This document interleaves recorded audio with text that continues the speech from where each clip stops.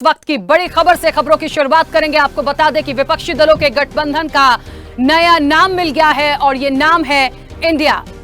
विपक्षी एकता की दूसरे दिन की बैठक बेंगलुरु में हुई थी, जिसके बाद आपको बता दें कि जो 26 दल हैं वो भारतीय जनता पार्टी को हराने के लिए एक साथ आए हैं और एक नया नाम मिलने की कवायद लगातार चल रही थी, की जा रही थी और उसके बाद नाम पर अंतिम मुहर लगी और नाम दिया गया है इंडिया। आरजेडी ने कहा कि अब भारतीय जनता पार्टी को देश का नाम लेने में भी पीड़ा होगी।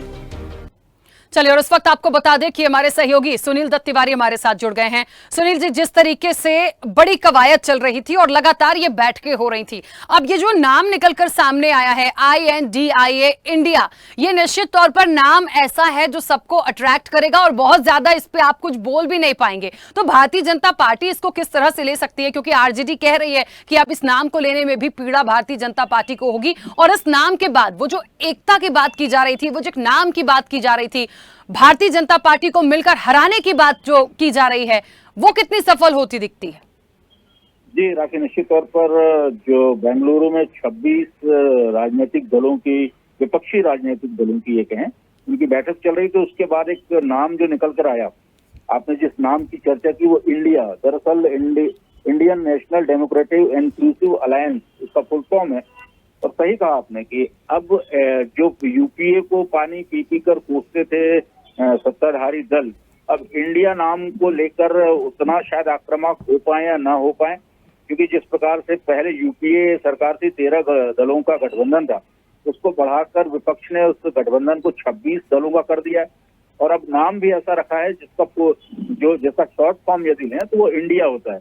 तो जाहिर तौर पर ये पसोपेश में रहेगी भारतीय जनता पार्टी या विपक्षी दल कि इंडिया को यदि कोसना है तो देश को कोसने जैसा होगा। यदि ऐसा हम आरजेडी और डेरेक ओब्रायन के ट्वीट को लेकर देखें तो निश्चित तौर पर एक बड़ी पसोपेश की स्थिति होगी। हालांकि इस नाम की भी औपचारिक घोषणा होनी है, लेकिन जिस प्रकार से ट्वीट बाहर निकल कर आए हैं उससे ऐसा लगता तो है कि विपक्षी जो खेमा है उसने अपने जो नाम को है एक शक्ल दे दी है और अभी बैठक चल रही है। तो दूसरी तरफ एनडीए की बैठक चल रही है। एक प्रकार से नंबर गेम का जो है राखी, वो बड़ा महत्व है।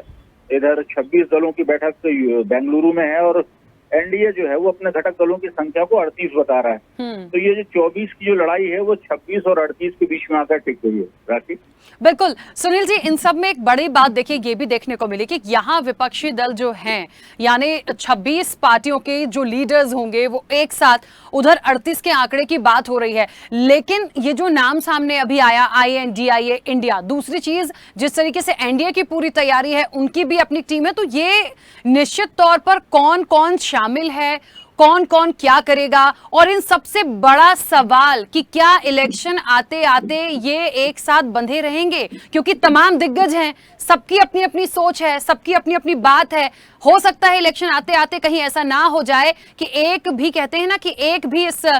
पूरे माला से, जो पिरोई हुई माला पूरी टीम की तरह ये लोग हैं, एक भी मोती टूटा तो बड़ी दिक्कत हो जाएगी, क्योंकि भारतीय जनता पार्टी ने निश्चित तौर पर कल ये बातें कही हैं कि ये एक साथ एक सूत्र में बंधे रहें, वही बड़ी बात है इलेक्शन तक।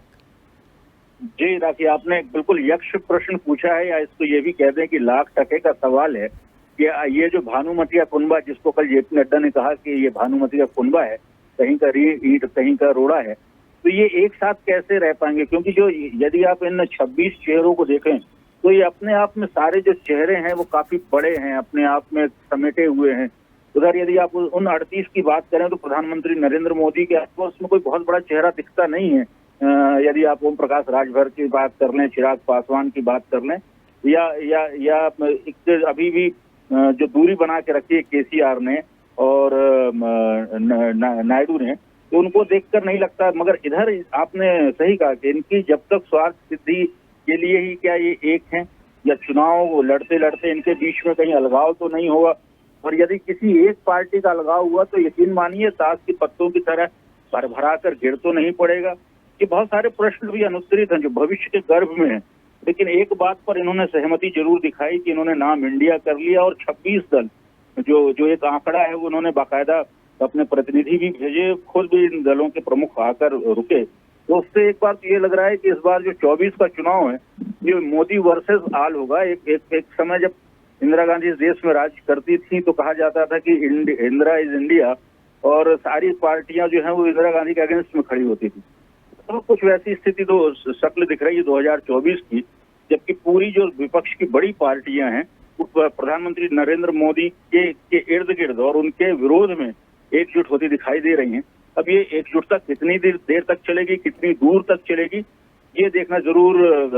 गौर करने लायक होगा। मगर एक तो है कि कुछ छोटे मोटे स्वार्थ इन्होंने अभी अपने त्याग दिए हैं सारे लोगों ने, और एक छत के नीचे आने की और दिखाने की कोशिश कर रहे हैं। बिल्कुल, चलिए बहुत शुक्रिया पूरी बातचीत के लिए। तो निश्चित तौर पर ये एक बड़ा सवाल होगा कि ये एक साथ कब तक रहेंगे, लेकिन फिलहाल जो ताकत दिखाई जा रही है, जो नाम मिल गया है, दूसरी तरफ एनडीए के लगातार बैठके हैं, तो निश्चित तौर पर आने वाला जो 2024 है वो किस तरह से हम इलेक्शंस को देखेंगे, किस तरह से कहते हैं ना इलेक्शन एक त्योहार की तरह मनाया जाता, पर्व की तरह मनाया जाता, तो ये वाकई में एक बड़ी एक अलग तस्वीर हमें 24 में देखने को मिलेगी।